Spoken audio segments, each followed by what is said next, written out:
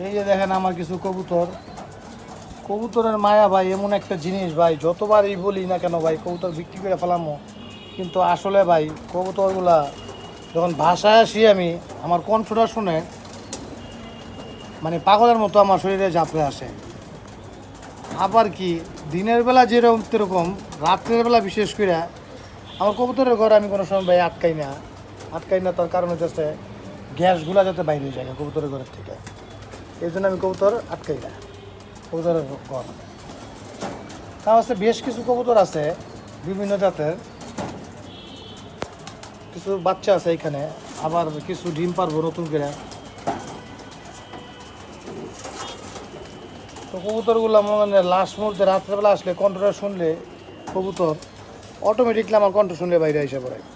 আয় এই যে দেখেন একটা নাম লালি। লালি লালি আয় লালি, আয় লালি আয় আয়। এই যে লালি দেখেন, এই যে এটা আমার লালি। ও হাত ছাড়া ঠিক মতো খাইতে পারে না, কারণ ওর ঠোঁটটা মোটা। তো এটার নাম হইতেছে বিউটি হুমা।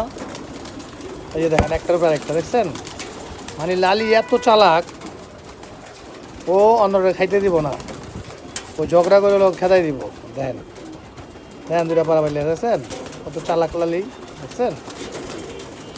ওরা আমি যেই জায়গা থেকে ডাক দিব ও লালি করে আমার হাতে এসে পড়বো, হাতে এসেও খাইতে থাকবো।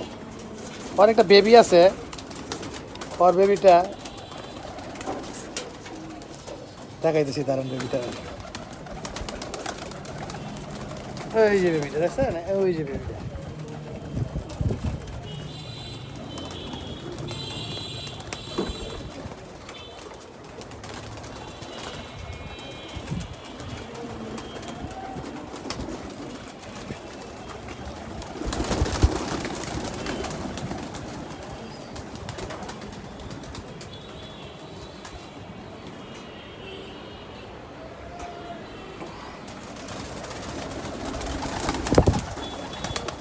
দেখেন খাবারের জন্য কিরকম পাগল হয়েছে। নে নে নে নে নে নে নে আয় আয় আয় আয় আয় আয় আয় আয় আয় আয় আয়।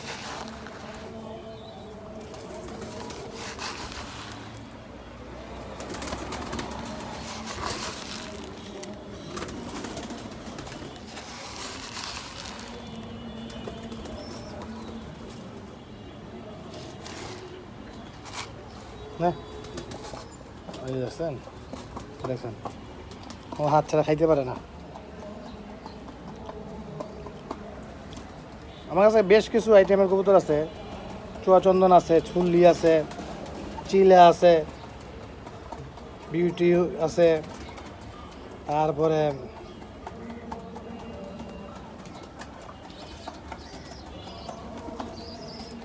রেসার আছে, তারপরে কিং আছে, এই যে কিং, সবুজ গোলা, চিরা গলা, কালদুম। আজকে এই পর্যন্তই, সবাই ভালো থাকবেন।